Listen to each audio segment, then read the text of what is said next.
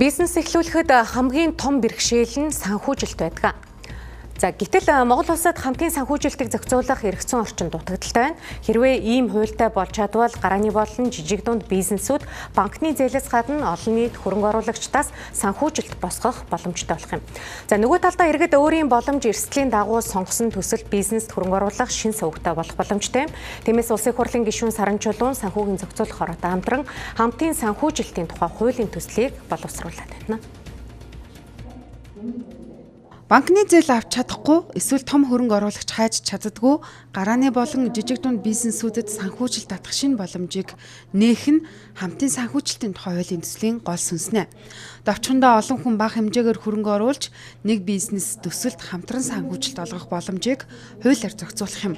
Ингэснээр бизнес эрхлэгчид зөвхөн банкны зээл, танилын хүрээнд бус олон нийт болон хөрөнгө оруулагчдаа санхүүжилт босгох боломжтой болно. Харин иргэдийн хувьд өөрийн боломж эрсдлийн даацад тохируулан сонгосон төсөл бизнест хөрөнгө оруулах шин сувг бий болно.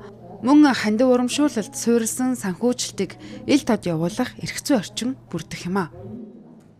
Хүн мөнгөн гүйлгээ хүлээн авах шилжүүлэхийн хүрээнд болохоор яг энэ Монгол банкны үндэсний төлбөрийн системийн тухай хууль зааж байгаа энэ 20 гаруй холбогдох зөвшөөрлийг авнаа гэж байгаа нь эргүүлээд яг одоо энэ бизнес өөрсдөө яг эрхлэн явж байгаа байгууллагууд бол давхар ийм зөвшөөрөл авах хэрэгцээ одоо ийм шаардлага үүсэж байна гэж харж байна. Уга 300 мянган төгрөгөөр нэг видео контент хийлгээд 300 мянган орчмыг нөөтчүүд өгдөг. Үлдсэн 3 саяыг нь аваад нөөтийн өрөө үлдээхгүйгээр авч хүмүүсгээ цалин тавьсаар байгаа татврын өртөө болцсон. За яг ийм компаниуд айгүй олон байгаа. Тэгээ бас ингээд юм хиймээр шүү дээ энэ чинь залуу хүмүүс.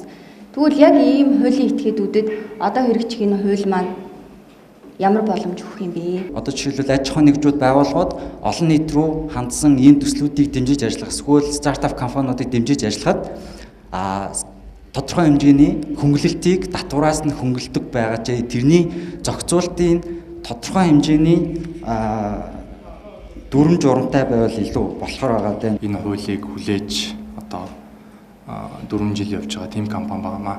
Тийм Япон иргэнээс Монголд зээл хэрэгтэй байгаа хүнд бага их үүсвэртэйгээр зээлийг татаж оруулж ирэх технологийн шийдвэрлэлийг ашиглая гэхлээр нөгөө шийдлийн маань хязгаар нь үүн дээр гараад ирж байгаа харагдаж байна. Иргэд зээл олгож болно. Гэхдээ иргэд зээл олгохдоо тухайн аймаг дүүрэгтээ бүртгүүлээд зээлийн үйл ажиллагаа эрхлэрэл гэж байгаа. Бүртгэлийнхэн шаардлага нь бол тийм хүнд бол биш.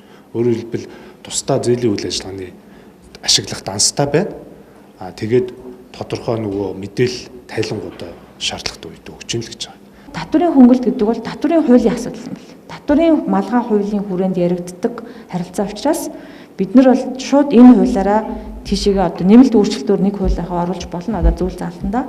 Тэгэхээр хилцүүлэхийн явцад иргэдийн санал олон удаа давтагдаад энэ дээр яг энийг оруулъя гэж байгаа тохиолдолд бол өргөн барих дээр анхдагч хууль учраас орох боломжтой. Хамгийн чухал нь хэн дуртайд мөнгө цуглуулдаг бус санхүүжилт босгох болон мэдээлэл үйл ажиллагааг тодорхой журамтай болгож хөрөнгө оруулагчдын эрхийг хамгаалах зорилготой. Хэрв энэ хууль батлагдаж хэрэгжүүл бизнесүүдэд мөнгө босгох шинэ гарц, иргэдэд хөрөнгө оруулах шинэ боломж бий болохын зэрэгцээ залилан эрсдлээс хамгаалах тогтолцоо бүрдэх юм а.